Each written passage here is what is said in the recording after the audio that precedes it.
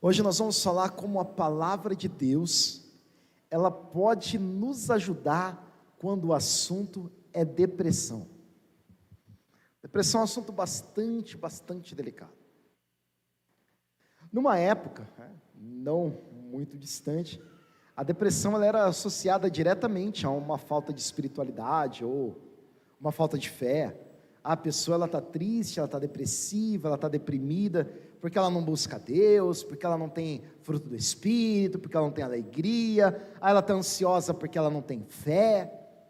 E muitas vezes as pessoas com esse quadro de depressão ou de tristeza profunda, elas eram muitas vezes até negligenciadas na igreja, envergonhadas na igreja. Isso ficava muitas vezes escondido, mas pela graça de Deus, hoje a gente consegue tratar mais abertamente desses assuntos, com a clareza que a palavra nos traz. Então já estava tudo lá, já estava explicado na palavra. Tem um primeiro tipo de depressão, que aqui não é tanto o nosso foco, que é aquela depressão chamada depressão endógena. O que é isso? É alguma coisa que já é físico da pessoa. Então existe ali uma carência hormonal, e pela falta de alguns hormônios, ou por um desequilíbrio hormonal, a pessoa tem estados muito críticos de depressão. Então isso acontece corriqueiramente, independentemente de ter acontecido algo na vida da pessoa ou não. Então esse é um tipo de depressão clínica, é algo que deve ser tratado, e a medicina, como toda boa dádiva vem de Deus, é algo que deve ser utilizado pelos cristãos também. E muito mais, os cristãos precisam se envolver nessa área e fazer a diferença nessa área, né? Temos um chamado para sermos reino de Deus em todos os lugares que nós estivermos. Então, se existe esse quadro, é importantíssimo, é imprescindível, uso de remédios, exames apurados, consultas ao psiquiatra e tudo isso. E tudo isso, gente, faz parte. A gente tem um preconceito quando falamos a respeito de problemas ou de transtornos mentais. Você já percebeu? Se chegar a Melissa ali com uma fratura exposta, meu Deus do céu, né, meu? Tá com o joelho para fora ali, sangrando. E aí fala, vai, Mel, tira foto, ajuda a gente, não abandona seu ministério, vamos lá, fica firme, para com essa frescura. Alguém falaria isso? Mas se fosse um quadro de depressão, Mel, imagina, que isso? Bola para frente, meu Deus, né? Então, às vezes, indo no psicólogo é coisa de maluco, né? Então, a gente tem alguns jargões, a gente tem algum preconceito, e as pessoas que sofrem com algum problema na área da ansiedade, na área mental, que sejam até problemas físicos mesmo, elas ficam um pouquinho relegadas, tanto pela sociedade quanto pela igreja. Então, a gente precisa se atentar para isso. E nós, quanto indivíduos, também precisamos nos atentar para isso. Então é muito importante a gente olhar para dentro de nós e não temos esse preconceito. Se caso for necessário ajuda, a gente buscar ajuda, porque essa ajuda vai ser bênção de Deus na nossa vida. E tem uma pesquisa, e depois eu vou mandar a base bibliográfica para vocês, aí o livro que eu me baseei para a mensagem de hoje. Não vou ficar enchendo vocês aqui de bibliografia para não virar uma aula, né? Mas tem uma pesquisa que diz assim, que olha que dado maluco, gente. 500 milhões de pessoas já passaram por momentos, ou estão passando por momentos de depressão. A Terra tendo aí 7 bilhões de habitantes, você faz a conta, é muita gente.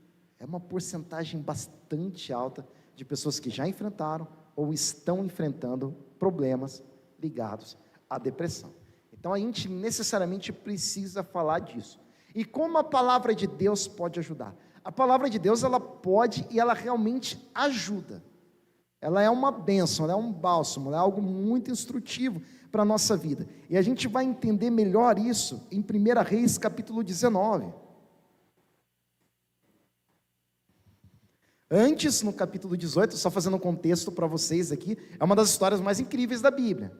Elias é o protagonista dessa história, e ele chama todos os profetas de Baal, que serviam a Jezabel, a rainha, e ele faz um desafio para aqueles profetas. Ele diz assim, é o seguinte, vamos ver quem é Deus.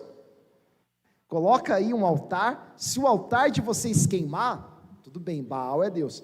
Se o meu altar queimar, o Senhor, Yahweh, é Deus. O que aconteceu? Os profetas de Baal se açoitavam e gritavam e pediam e nada de cair fogo.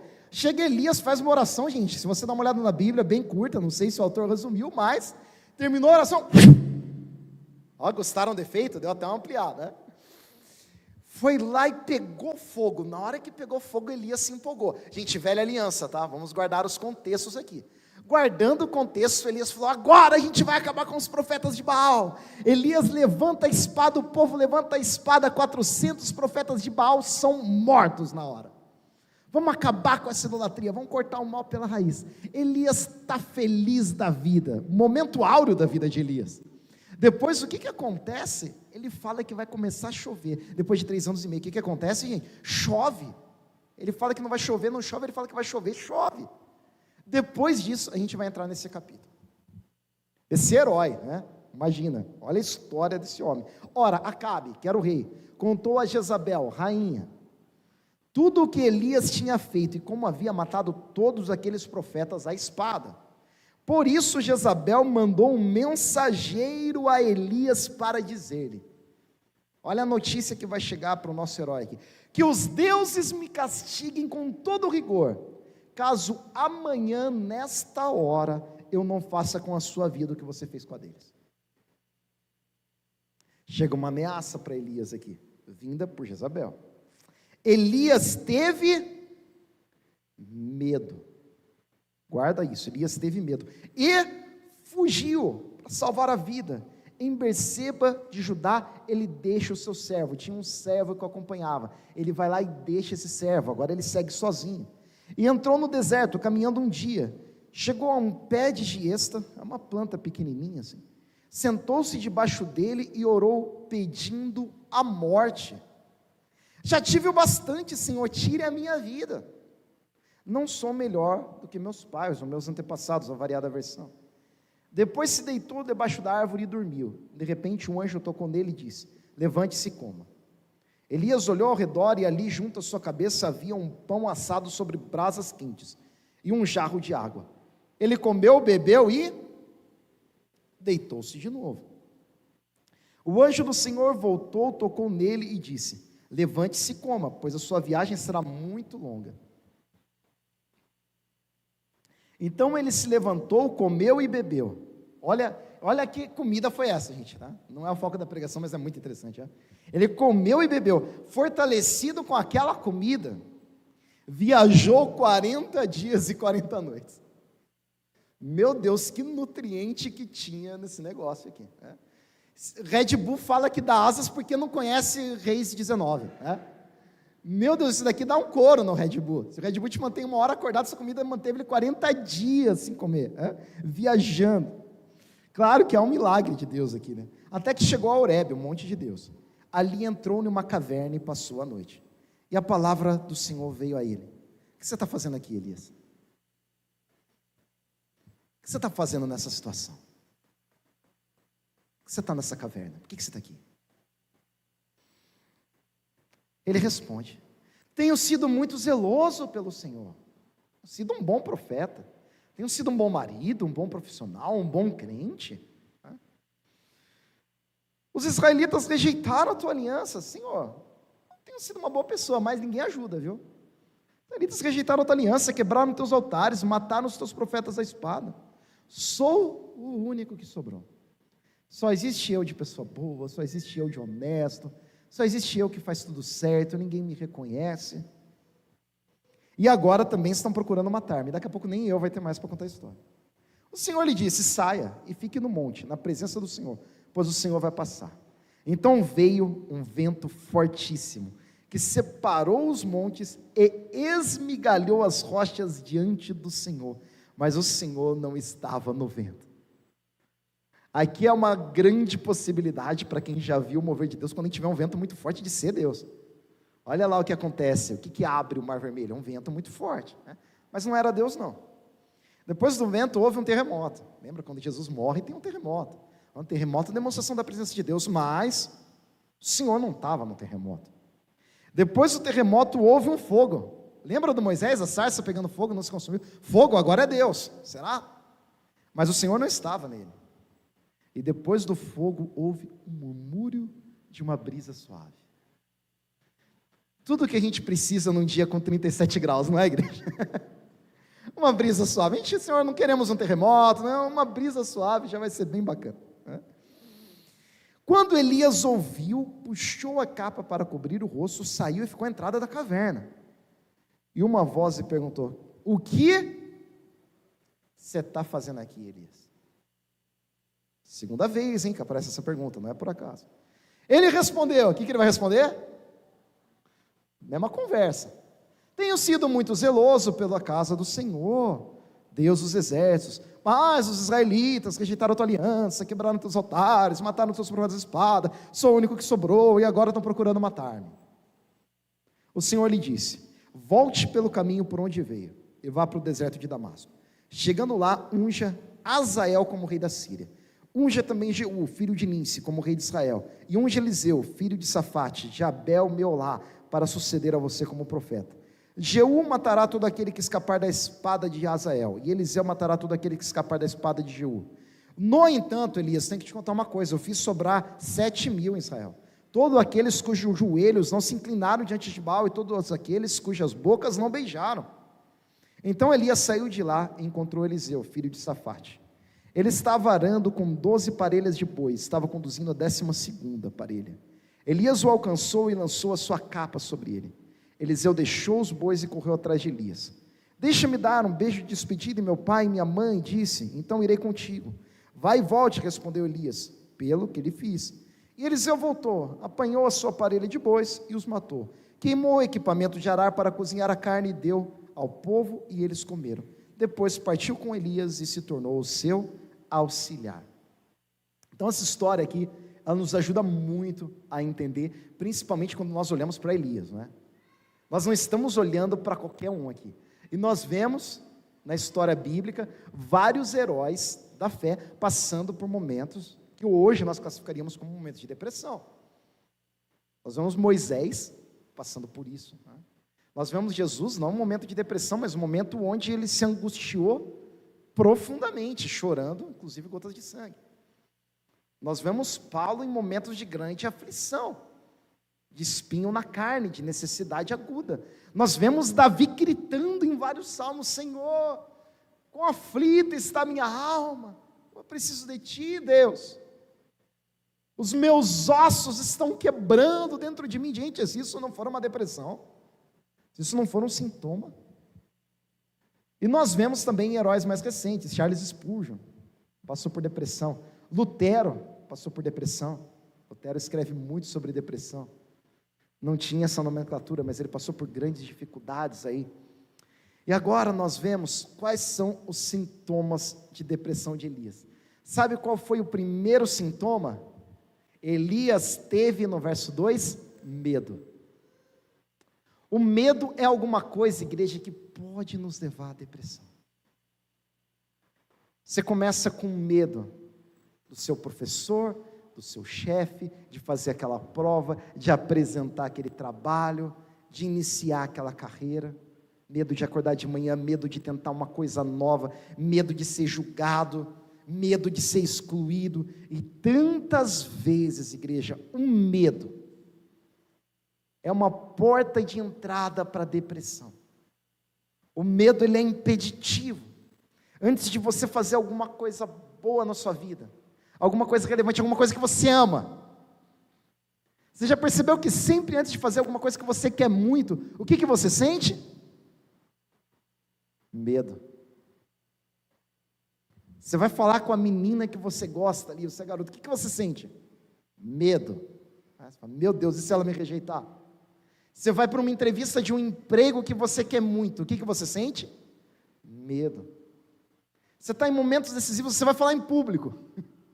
O que as pessoas sentem na hora de falar em público? Medo. Por quê? Porque você quer aquilo, mas aquilo dá um medo. Você vai fazer uma apresentação, os meninos vão tocar, quando está começando ali, dá um medo, mas é alguma coisa que você quer muito. Então um medo ali, ele pode se tornar até um espírito, eu até já preguei a respeito disso. O medo é o primeiro sintoma. Elias teve medo. E é interessante, gente, que nós devemos tomar muito cuidado quando nós falamos de depressão aqui, porque uma pessoa que trabalha muito, que faz muito, que é absurdamente ativa, na hora que ela para, ela pode cair em depressão, sabia? Pessoa muito ativa, está fazendo lá um trabalho, trabalhando 12, 13 horas, e está estudando, e está cuidando de filho, e está fazendo isso, está fazendo aquilo, e de repente ela para, não consegue dormir, ela fica agitada, ela fica preocupada, fica ansiosa, e às vezes, no caso de demissão, no caso de falência, alguma coisa que a pessoa seja obrigada a parar, depressão bate na porta. E aqui Elias estava tendo uma vida super ativa, e de repente ele para. O que acontece? A depressão vem na porta. Primeiro sintoma, medo.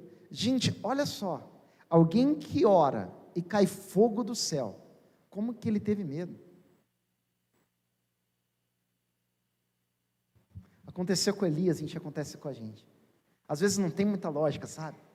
Às vezes você já viveu muita coisa boa com Deus, às vezes você já passou por problemas muito menores do que você está passando hoje, mas o medo vem, a depressão vem, a tristeza vem, e a gente precisa ficar atento a respeito disso.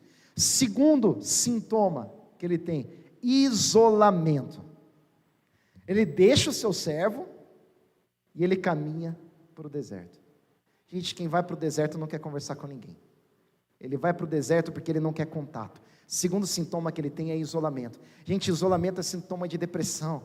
Um dos conselhos que Lutero dá para um dos seus seguidores, ele diz assim: vai lá, aproveita o tempo, chame seus amigos para casa, jogue, conte piadas. Lutero dá esse conselho, a gente devia ter pego a frase dele, conte piadas. Ó, que interessante. Para quê, gente?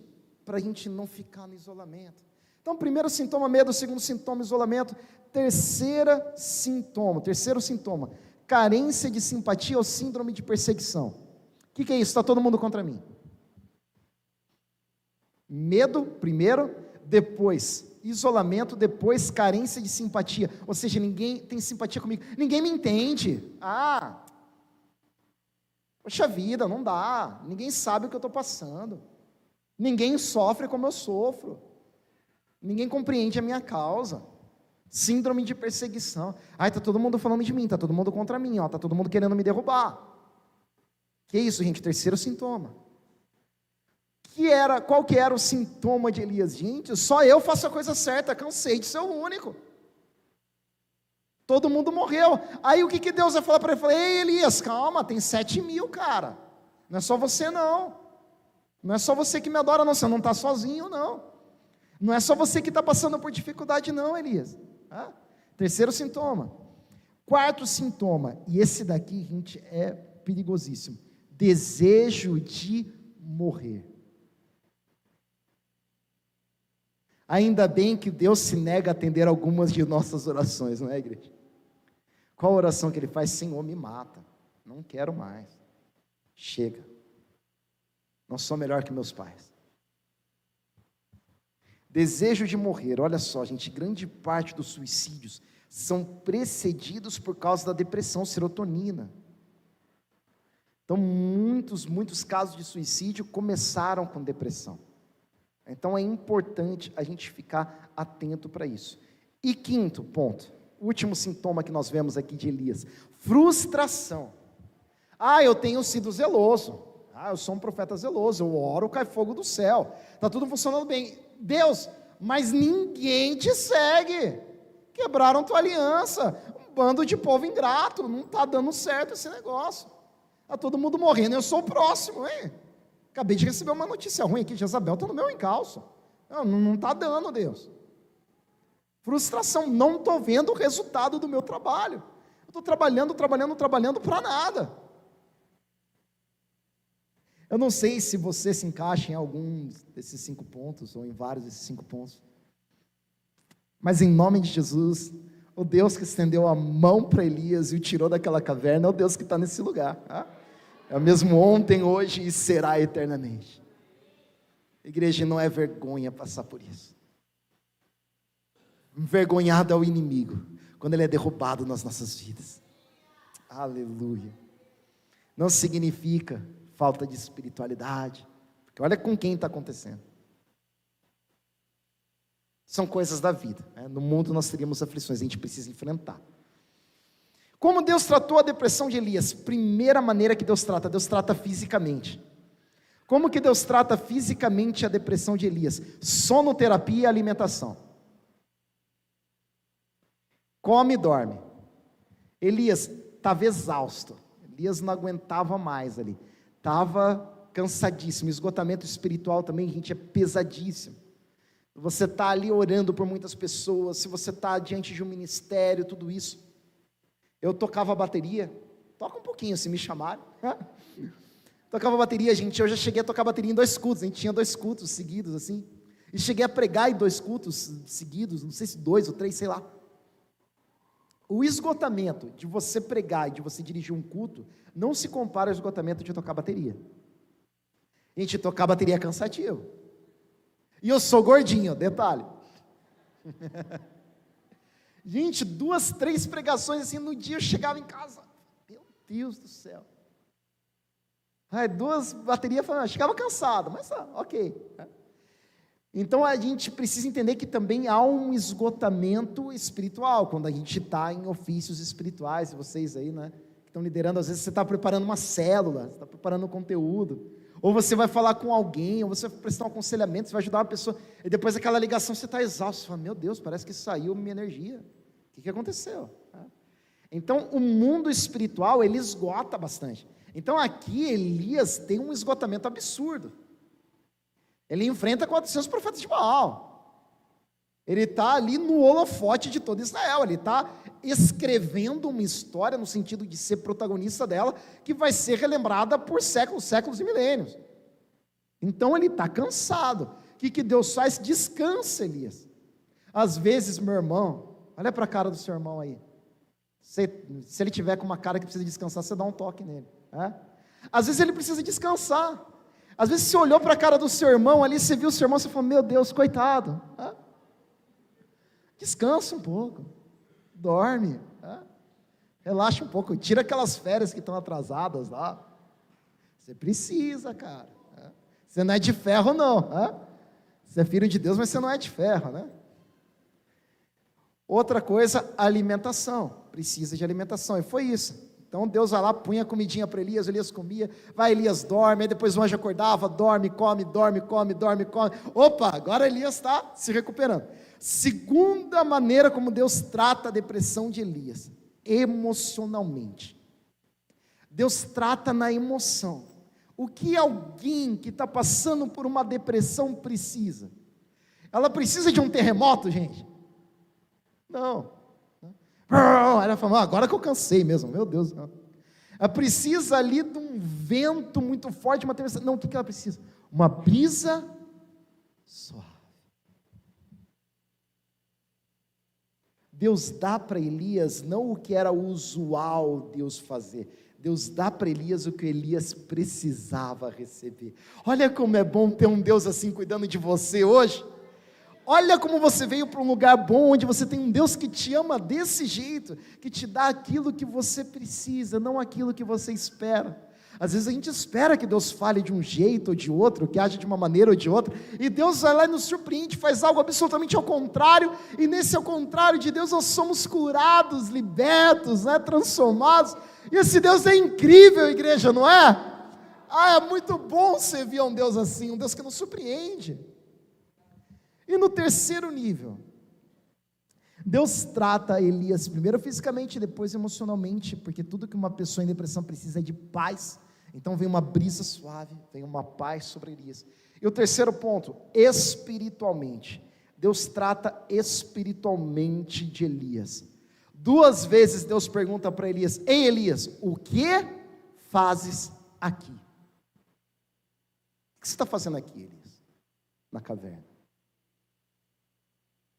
E 2 vezes Deus ouve a mesma resposta de Elias, a mesma resposta cansada, depressiva. Deus pergunta 2 vezes, meio que dizendo para Elias, ei Elias, seu lugar não é na caverna, Elias. Eu não te chamei para estar na caverna. Quando nós olhamos para a revelação de Cristo no Novo Testamento, diz assim, que nós somos luz e nós somos sal, que você não coloca uma candeia ou uma luminária debaixo da cama, mas você coloca ela no alto, para que ela possa iluminar todas as coisas. E Elias, o que você está fazendo aqui? É a mesma pergunta, igreja, Deus faz para você hoje. E aí? O que você está fazendo nesse lugar de tristeza ainda? Nesse lugar de desespero, nesse lugar de dor? Por que você está preso dentro dessa caverna ainda, preso no medo, preso na tristeza? Sai daí, porque Deus tem uma missão e um chamado para você. O teu lugar não é aí, o teu lugar não é na depressão, o teu lugar não é na tristeza. Deus não te chamou para você viver desse jeito. E seja da maneira que Deus fizer, uma coisa eu garanto: Deus faz, Deus age. Deus não lança uma palavra, igreja, eu tenho aprendido isso nesses anos, para que ela volte vazia. E se Deus está falando isso para você nessa noite, é porque isso vai gerar um efeito libertador na tua vida, em nome de Jesus. Pode glorificar a Ele, glória a Deus. Elias, seu lugar não é aqui, seu lugar não é fugindo de Jezabel. Vem cá, vamos ungir reis. Você percebe que ele não está ungindo nem rei de Israel, está ungindo rei de Síria. Elias, seu chamado é para o mundo, meu. Levanta, vamos fazer. Você está preocupado com a espada de Jezabel? O que você vai ver aqui é a minha justiça, você vai ver a minha espada. Você vai ungir pessoas, ou seja, você vai ser usado para tocar pessoas, e essas pessoas vão fazer a diferença no mundo. Essas pessoas vão executar a minha justiça. Você está preocupado com a ameaça de Jezabel? Não é Jezabel que manda, sou eu que mando. Deus a quem você serve manda. Se levanta, Elias. Como se a gente chegasse no Novo Testamento, né? Maior é o que está em nós do que o que está no mundo. Ei, Elias, maior é o teu Deus do que Baal. Você não acabou de provar isso no Monte Carmelo? Eu sei que você está abalado, eu sei que você está passando um momento difícil, amigão, mas vamos lá. Vamos comer, vamos dormir, depois de dormir vai vir a brisa, eu vou tratar teu emocional, eu vou cuidar de você e eu vou te tirar da caverna, eu vou te levar para a missão, você vai fazer a diferença, vamos para cima, Elias, vamos para cima ser vivo, vamos para cima em nome de Jesus. Você não vai ficar apático aí no teu casamento, na tua família, nos teus negócios. Chega de caverna, chega de tristeza, em nome de Jesus, Deus vai te levantar. Aleluia, oh Deus, estou muito animado com isso. Pode aplaudir ao Senhor, glória a Deus.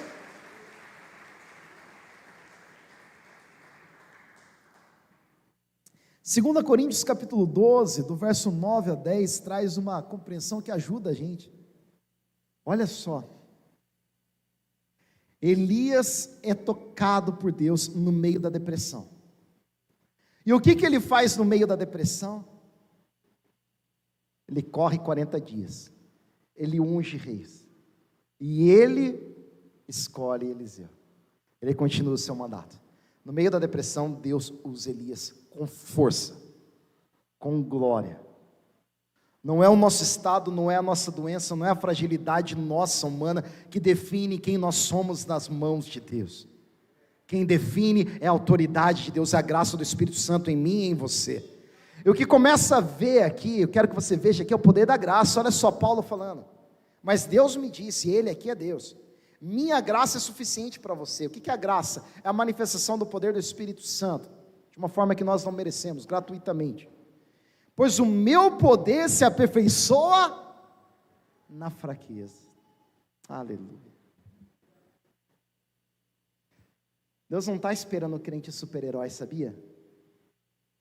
Ai meu Deus, eu sou imbatível, eu nunca caio, eu nunca erro, eu nunca tenho tristeza, eu nunca tenho pecado. Não, é crente hipócrita. Somos humanos, estamos em luta, igreja. Você está esperando um crente sincero para ele usar, porque quem vai operar o poder na sua vida não é você, não é o seu braço. Quem vai operar é Ele. Quem vai operar é a graça dEle. Quem vai operar é a força dEle. Quem vai operar é o milagre que vem dEle. Enquanto você mostrar a sua fraqueza e colocá-la diante de Deus, Deus vai usar essa sua fraqueza e transformar essa sua fraqueza em força. Olha o que nós vemos lá em Hebreus, da fraqueza tiraram força e não foram derrotados. Olha só, continuando: portanto, eu me gloriarei ainda mais alegremente em minhas fraquezas, para que o poder de Cristo repouse em mim. Por isso, por amor de Cristo, eu me alegro, me regozijo nas fraquezas, insultos, necessidades, perseguições, angústias, porque quando sou fraco é que eu sou forte. Aleluia! Glória a Deus, a gente não tem medo, a gente não tem que ter vergonha de passar por uma depressão, de passar por uma tristeza, porque é nesse lugar de medo, de angústia, de dor, de sofrimento, que Deus vai fazer você forte, que Deus vai te levantar, que Deus vai te tratar, que Deus vai te transformar, que Deus vai te erguer, que Deus vai mudar a tua história. Deus está te usando, Deus tem um plano e um propósito para você, por isso Ele trouxe você nesse lugar essa noite, e eu já estou muito animado com o que Deus está fazendo na tua vida, na minha vida. Aleluia, celebra a Ele, glorifique a Ele, glória a Deus. Oh, aleluia. Tem pentecostal aí para dar um glória a Deus? Glória a Deus, aleluia. Olha, gente, o que foi o ministério de Elias. E aqui eu nem vou para a base bíblica, porque eu já tenho 4 minutos só. Olha o que foi o ministério de Elias. Primeira coisa, ele não morreu. Elias foi arrebatado, num redemoinho. Tá? Não foi numa carruagem de fogo, hein, gente? Isso daí é uma fake news. Quando a gente lê o texto, foi um redemoinho. Tá? Se você for ler lá o texto com atenção. Eu sei, né, que quem nasceu na igreja pintou a carruagem e tal. Daí é uma hermenêutica muito ruim. Ele foi levado num redemoinho. Então ele não morreu. Olha só, Jezabel fez uma promessa e ela não conseguiu cumprir. Essa promessa, ela não matou Elias. E ninguém matou Elias. E nem morte natural aconteceu com Elias. O que Deus fez? Deus humilhou completamente Jezabel. Jezabel, você não apenas não vai conseguir matar Elias, como ninguém vai matar, e como ele também não vai morrer, como eu vou pegar ele para mim.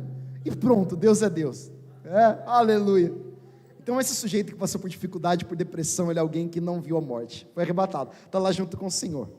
Segundo ponto, ele aponta profeticamente para João Batista. João Batista ali é um cumprimento do Espírito, no sentido de verdade e unção que era carregado para João Batista.